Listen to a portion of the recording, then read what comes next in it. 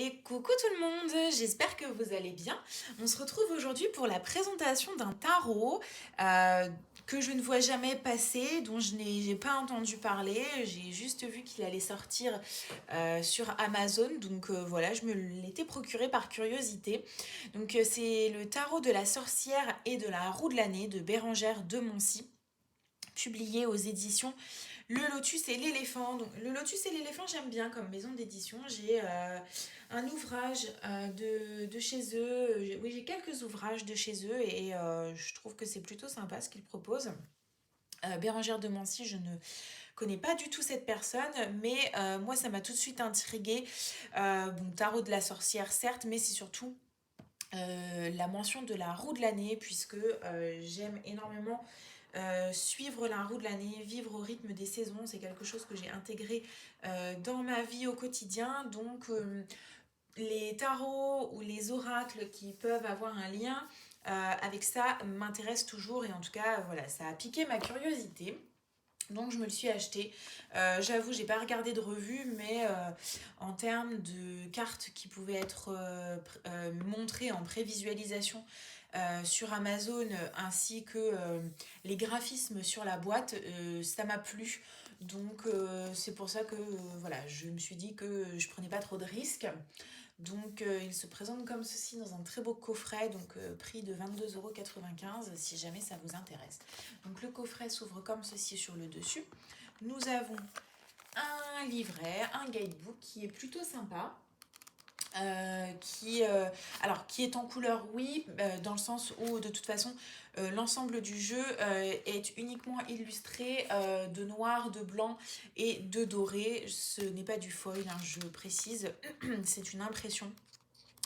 Mais donc voilà, donc pour chacune des cartes, on a sa représentation, en tout cas pour les arcanes majeures, une représentation en pleine page, les mots-clés, on a disons une référence un petit peu à la Wicca ou à la sorcellerie auquel va être rattachée cette carte.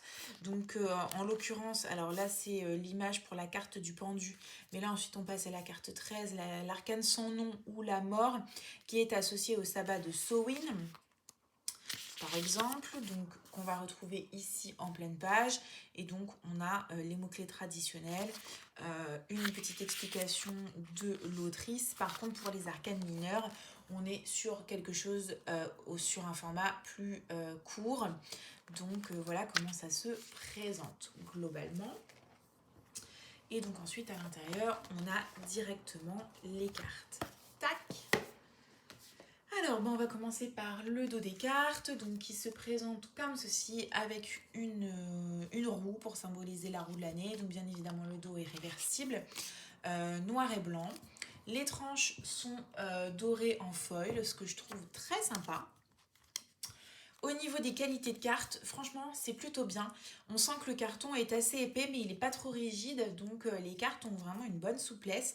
Elles sont glacées, donc elles sont très très agréables à manipuler et à brasser. En termes de format, on est sur un format traditionnel, classique, ni trop grand ni trop petit par rapport à la taille de ma main, vous voyez. Et moi qui ai des petites mains, du coup le jeu, j'arrive à le prendre et à le brasser sans aucun souci. Donc j'ai rien à redire là-dessus.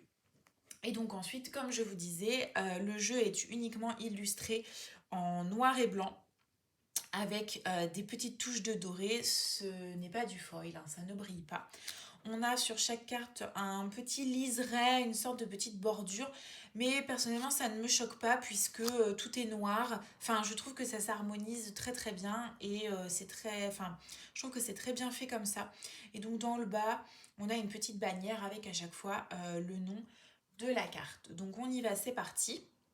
On commence avec la carte du fou et avec cette petite sorcière qui débute son chemin spirituel. Donc j'aime vraiment beaucoup. Donc il suit plutôt la tradition du Marseille, puisque là on a le battleur, la papesse, l'impératrice, donc qui elle va être associée au sabbat de Beltane avec le mât de mai, on peut reconnaître. Donc chacune des arcanes majeures est associée à quelque chose, voilà, en lien avec la Wicca, la sorcellerie, voilà. Donc l'empereur, qui je crois est associé au sabbat de Lita. Le pape, donc, ou le hiérophante, qui lui est associé au masculin sacré. Les amoureux, donc avec des cristaux. Le chariot, qui de mémoire est associé à la saison de l'été. La justice, je crois que c'est le féminin sacré, du coup.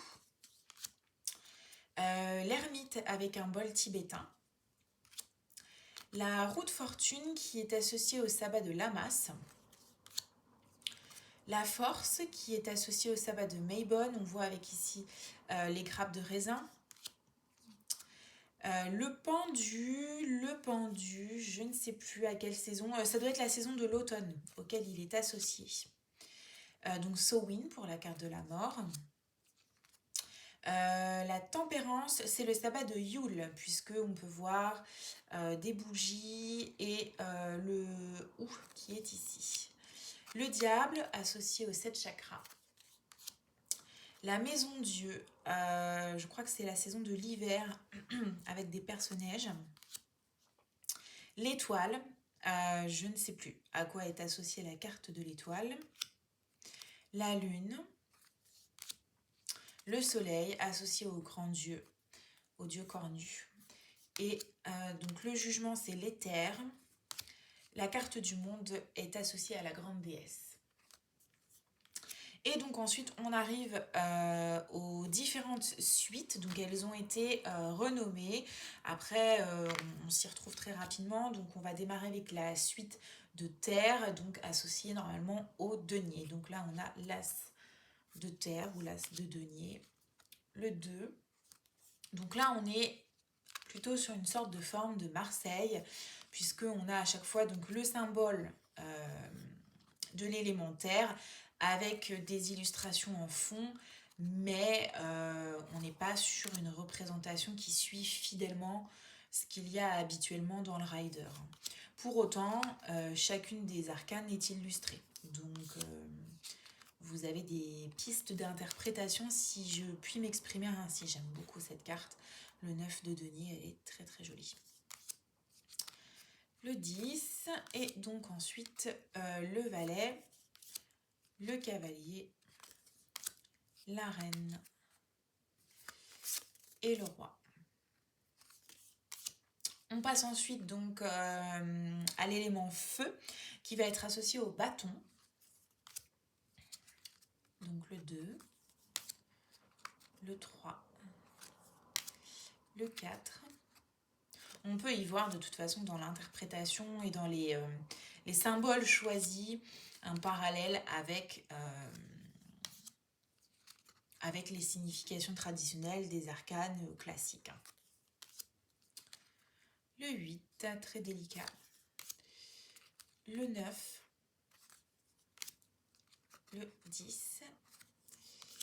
Et donc ensuite le valet, le cavalier, la reine et le roi. On sent vraiment que la créatrice a vraiment mis sa patte dans les illustrations. Là, on passe à la suite de l'air, donc associé aux épées, traditionnellement. Donc le 2 d'épée. Bon, le 3 d'épée, pour le coup, ça change un petit peu. Le 4. Donc oui, je disais, on voit vraiment que la créatrice a son propre univers et ça se retranscrit vraiment dans les dessins, dans les illustrations choisies, dans la réinterprétation des cartes et la signification qu'elle a voulu leur donner. Moi personnellement j'aime beaucoup, je le trouve très très beau. Pareil, je pense que c'est un deck, il faut prendre le temps de se poser avec, de travailler avec. Cette reine aussi, je la trouve sublime. Là pour le coup on retrouve une épée dans l'illustration. Le roi. Et donc ensuite l'élément eau, donc associé aux coupes, donc as de coupe, le 2 de coupe, le 3, le 4, le 5. Si vous voulez voir ce deck en action, j'avais fait un tirage des énergies avec, je vous le remettrai en lien dans le petit i. Voilà. Le 9 de coupe, le 10 et enfin le valet, le cavalier, la reine, sublime et le roi. Et voilà pour cette petite présentation. J'espère que ça vous aura plu, que ça vous aura donné envie éventuellement de vous procurer ce jeu qui a vraiment son identité propre. Voilà, j'espère que ça vous a plu et je vous dis à bientôt pour une prochaine vidéo.